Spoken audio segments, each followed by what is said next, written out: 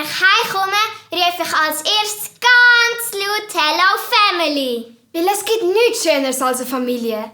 Manchmal sind zwar auch ein bisschen Balla-Balla, aber immer füreinander da. Darum macht alle mit und singt und tanzt jetzt mit uns.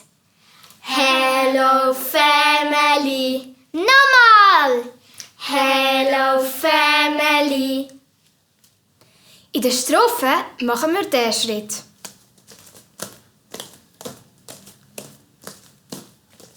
Dann machen wir diese Bewegung.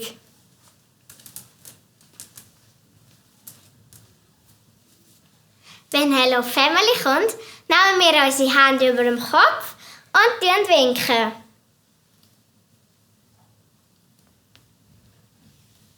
Dann geben wir uns die Hände und schwingen. Und das geht im Fall auch mit deiner Mami, mit deinem Papi oder mit deinem Geschwistertier. Jetzt legen wir los!